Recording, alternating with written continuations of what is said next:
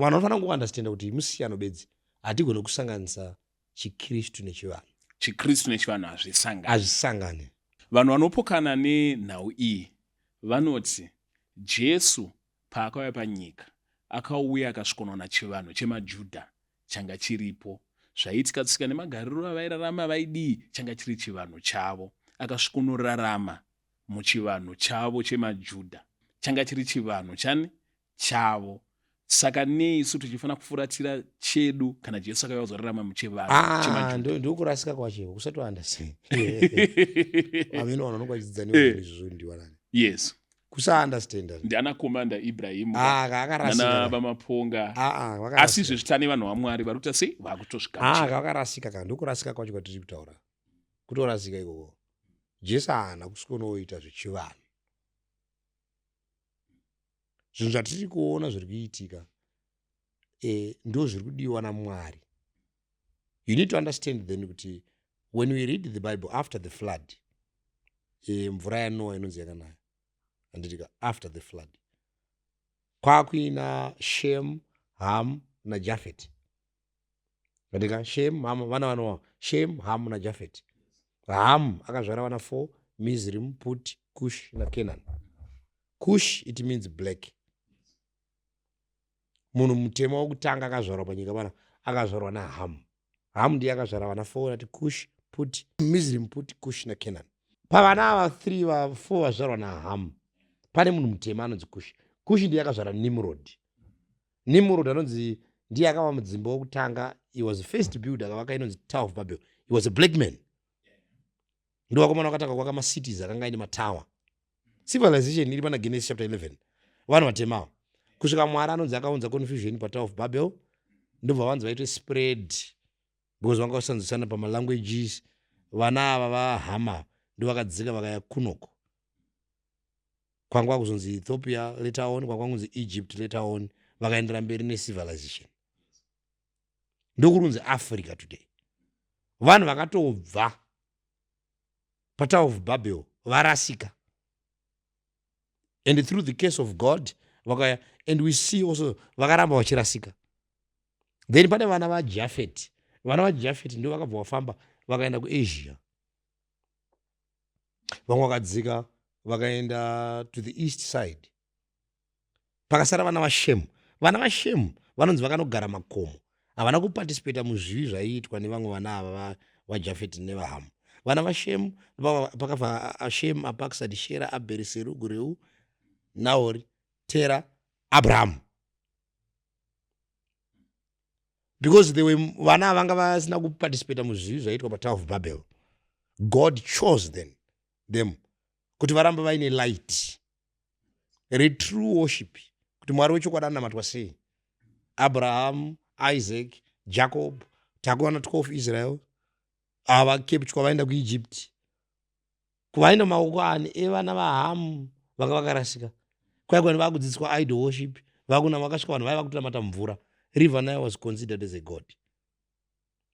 Ndosaka vana Moses vakaiswa mumvura maya. Paakanhongwa akaniswa mupalace bhuzi vakafunga kuti mwana abva kuva Mwari. Zvaitotenda kuti vasikana vaenda vachinorara naRiver Nile. Pharaoh was also these pharaohs were gods. Saka vaiti Jehovha ndiani. Vana varasika vasaziye Mwari. But Mwari anga achengeta chinamato ichi muvana vaIsrael, muvana vaJacob. Vachinzi ndo vanofanira kuzova chiedza. So they to move, and the promise of the Messiah was given that message to them. Anonzi Jesu atiri kutaura. Jesus was not given to the Jews. Jesus was given to the whole world. But it is to come through a perfect religion. It is pure because it's coming from a God who is pure. So you see in their environment, there are synagogues there. Because ndo nzira yaMwari. There is a Bible there. Because ndo message yaMwari. There are prophets there. Because Mwari ari kucommunicate now kuti light rirambe riripo. Kune mitambo iri kuitwa iri kudepicta the Messiah who is coming. And Jesus is born amongst them. In a culture, iri kuprotecta religion of God. Iri pure. Religion, culture zese arasika kuva Tower of Babel. Vakutonamata mhuka, vakutonzi vana museyamwa, vakutonzi vana humba. vari busy kutsvaranidza nemhuka. Yes.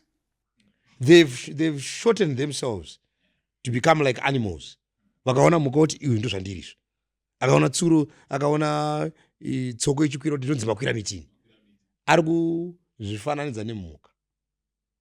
When he was given dominion over animals. Mhuka ndo yafanira kuti ikandiona inini yoti ndini marufu. But indaku ndikaona mhuka ndoti inini yakafanana nini. Yeah. Then ndoiyeresa ndoti nyama yacho handichaidyi. Is like a god to me. Ndikadya nyama yacho ndadya vamwari vangu. So they were also doing all these things. But tiri kuti amongst maIsraelites vanga vaine pure religion vari kutoziva kuti chikafu chakati hachidyiwe for health reasons. Ukadya nyama yenguruwe because iscavenger uchaita mahealth issues. Mwari atovaregulata kuti zvakati hamudyi. Ndakutsaurai machinhu chitsvene pakati pendudzi, Deuteronomy 14:2. Muri chinhu chitsvene kuna Jehovha Mwari wenyu. Akutsaurai pakati pendudzi kuti saka usadya chipi nechipi chinonyangadza. Mwari amubvisa akamuita special. Vapiwa Jesus so that from Jesus they become the light of the world. Vochifambisa vhangeri vachiuya manje all these cultures. Vochitanga kudzidziswa Jesu haana kuita zvechivanhu chake. Zviri kuitwa naJesu ndo zvinhu zvatinofanira kunge tichiita isusu. Because anonzi nevhesi Kristu zvaakakutambudzikirai akakusiyirai mufananidzo kuti muteere makwara ake. Saka kuenda kwaJesu kusinagoge kutitaurira zvekudiwa naMwari. Kuti tofanira kuungana, tofanira kuenda kusinagoge. We are following what Jesus is saying because no direction yaMwari yaari kuda. Saka challenge iripo ndeyekuti tine vanhu vari kufunga kuti Jesu haisi kuita zvake zvekukaucha yake, saka isu kuno tofanira kuti vachitawo zvedu zvekukaucha iri. No, makaucha zedu have sinned. They don't know the way to God. Because hakuna anoona baba asina kufanana pana Jesu. Ndiyo yanzira yacho. Saka kana vari chiri kuti chamokobeta gusha mukoridhodho, vada kutodzidziswa kuti hatichataure gusha namukoridhodho. Taakuenda kuna baba through Jesus. Ndiye watapiwa. Ndosaka Jesu akatichitora evhangeri muende kutodzidzisa marudzi ose. Zvakasiyana with the disciples.